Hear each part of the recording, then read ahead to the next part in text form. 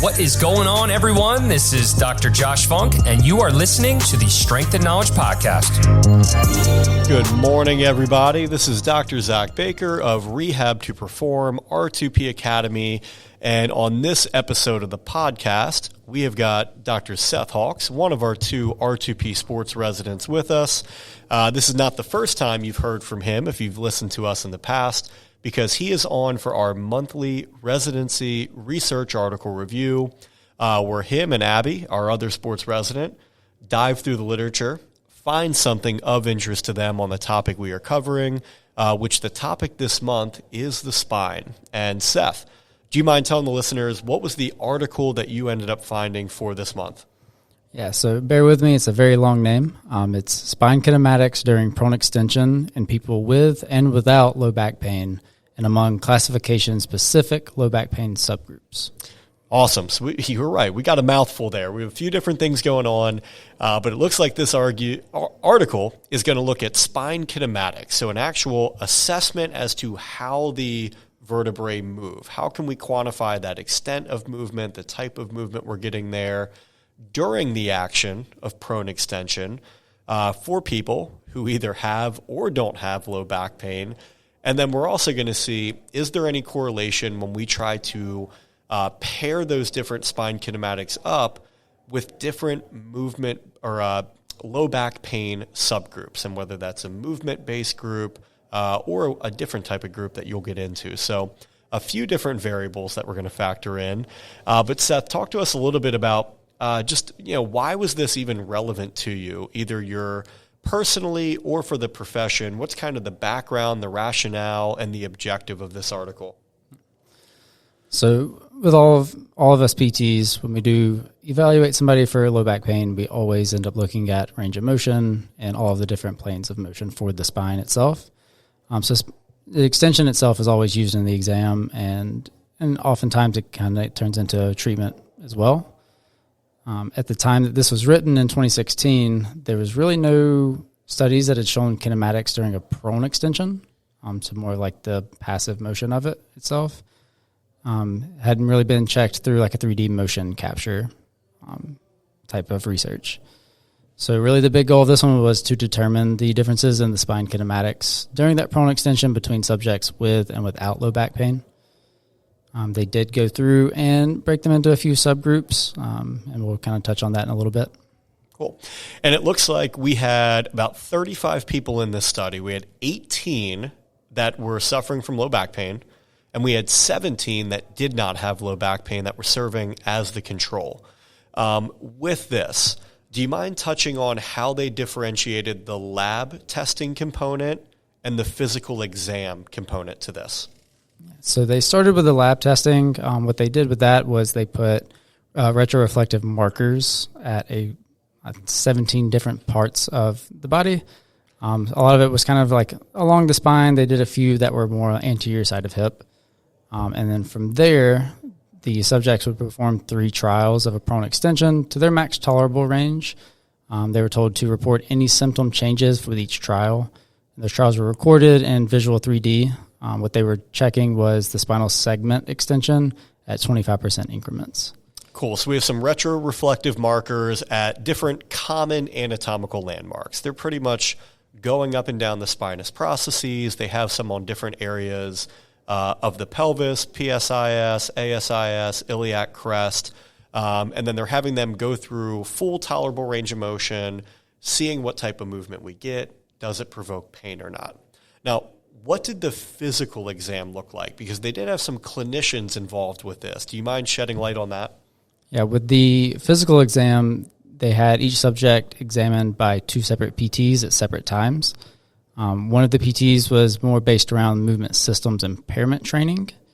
The other PT was McKinsey credentialed. I think they had 7 years of experience with McKinsey itself. And each one would go into different classifications. So the movement systems impairment, they classified into rotation with extension, and then rotation with flexion subgroups. With McKinsey, it was the typical flexion responder, extension responder, going into breaking them into those groups as well. Cool. So we have our low back pain group, we have our non-low back pain group, we have the lab testing where they're getting the kinematics of the vertebrae and of the different joints and bones moving. And then we also have a physical exam where two different PTs, one who is more movement system impairment trained, one more McKenzie trained, who are also classifying these individuals into different movement subtypes. Now we got to figure out what the heck did we find with all of this. So, Seth, shed a little bit of light in regards to what were the results that they found with either the lab testing or the physical exam. So we'll start with the lab testing portion of that. When it came to movement duration and total trunk angle excursion, there was no significant difference between the groups. So everybody moved about the same distance and about the same speed with it. However, there was a significant difference in terms of where that movement was coming from. So the low back pain group, they displayed significantly less lower lumbar extension than the control, which occurred within the first 50% of the motion with the low back pain patient or subjects compared to an even distribution with the control subjects. Along with that, all the groups did display most extension excursion from the pelvic area and the least from the T-spine area. On top of that, they got into more of the physical exam results on it. When it came to the movement systems impairment subgroups, there was really no significant difference with what they found on that. But there was a significant difference with the subjects with rotation with extension in the McKenzie area. They just displayed more upper lumbar extension overall into a significant amount. But there was really no significant effect of directional preference by region on the extension excursion. Cool. So with this, I guess the conclusion we draw, there's not really a significant difference in overall trunk extension kinematics. But the one thing that they did find, people who were experiencing low back pain tend to display less lower lumbar extension during prone extension. And I think there's probably a few different ways that we can go with that we'll dive into in a minute. But with this, were there any limitations of either the study design or how things played out that you think are important for people to note before they take this article and just start running with it? So one of the big things is it is a fairly small sample size. 35 subjects. It's barely a classroom. Yeah, I don't know if you could fully rely on this for like the entire population. They also didn't analyze the effects of centralization due to limited number of subjects. So we couldn't really tell with the centralization portion of the McKenzie method.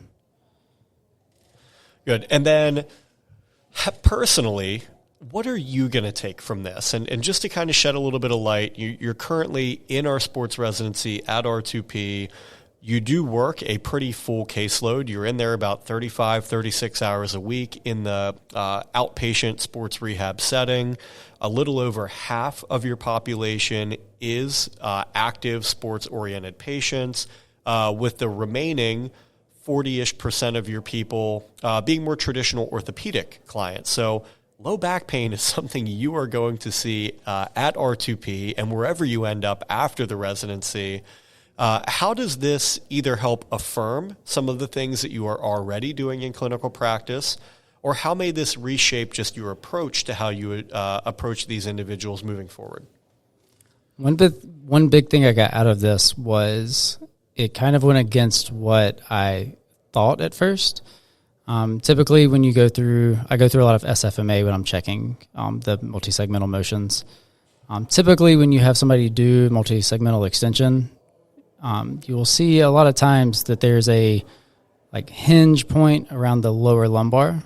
So from that, I would expect there to be more motion coming from the lower lumbar spine, but that's showing it in an active role. So getting them prone press up and going into it passively, I didn't really expect it to be any different, but this obviously shows otherwise.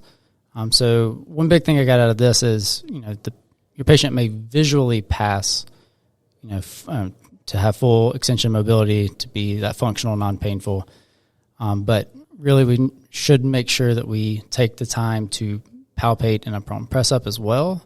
Palpating each segment of the lumbar spine as they go through and see if ones are approximating more than others. really trying to determine more of where that motion's coming from. Yeah, and I think a lot of that comes down to if you're using the SFMA or some of your other more movement-based systems to do kind of an initial screening of an individual, the type of pathology or injury that you're working with may automatically determine what you accept as minimal amount of information. And if you have somebody coming in for an upper extremity injury or lower extremity injury, or maybe even like upper back or neck, you may be satisfied with just looking at a standing multi-segmental extension. If they're pain-free with it, they have, arguably good motion from visual components with the extent and the quality of motion, that may be all that you're interested in looking at. If you have somebody coming in with low back pain, you may want to dive a little bit deeper. And just because they do something that visually looks appropriate in standing, we may also want to look at what does that lumbar segment look like in different positions, whether it's quadruped, whether it's prone, how much active versus passive component to it. And then like you alluded to, how much are we letting our eyes do the talking versus our hands? And are we confirming any of this or just getting additional information through palpation or through intervertebral segmental testing? And then also filtering out what's actually being told to me by the patient as well. Any other big takeaways from this? I think the big one is to just make sure you get your hands on the patient. Yeah. A lot of times, every PT is guilty of it. Your eval shows up a little late. You're trying to get through things a little faster than you normally would. But you really should take that extra 1 or 2 minutes if you suspect that you need to check it. There's no need to skip over it. You can check it the second visit, but really should be done that day so you can make sure you give them the appropriate home exercises, you treat it the proper way, and you're not sending them home with something that's subpar. Absolutely. And I think you hit the nail on the head. We all get guilty of it. You get through different parts of your day where you get a little bit busier or a little bit slower. Your mental capacity or bandwidth may be at different ranges at different parts of the day, depending on is it morning or evening, or did you just do 4 evaluations back to back? And you may tend to rely a little bit more on heuristics or a little bit more of these kind of mental and cognitive shortcuts to get through evaluations. But the efficacy of our plan of care is going to be dictated by how well we diagnose from day one, and we are actually giving them interventions and a plan that is relevant to their diagnosis. If we get lazy or if we just skip a few steps within that evaluation, we may not have an extremely complete and accurate picture of what we're working with, and we may not be setting the patient up for success because we may not be selecting interventions that are fully representative of what they're coming in for. So I actually had a clinical rotation one time where the initial evaluation was just that. There was no treatment that took place. It was a very extensive hour-long evaluation. Now, you can argue both ends of the spectrum as to how productive or unproductive is that, especially if somebody comes in for a relatively straightforward case. Somebody comes in with an ankle sprain. How much evaluation do you really need to do to kind of get a starting point? And are you doing a disservice by not initiating treatment day one?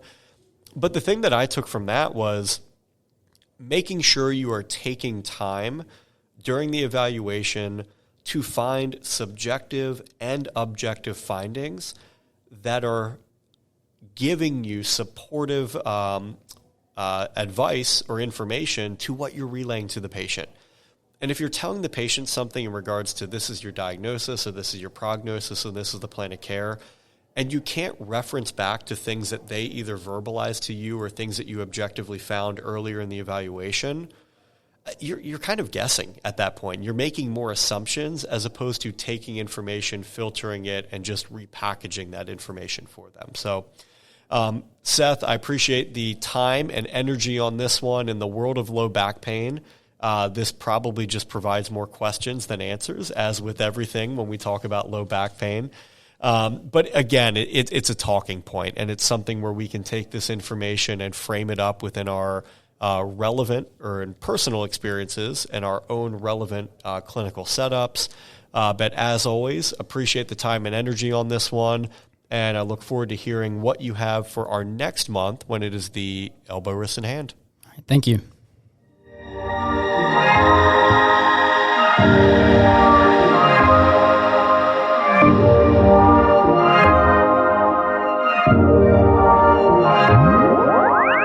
Thank you for listening to the Strength and Knowledge Podcast. If you enjoyed this episode or have been tuned in for multiple episodes, we would love for you to subscribe, rate, and give us a review on Apple Podcast or Spotify. Until next time, thanks for listening.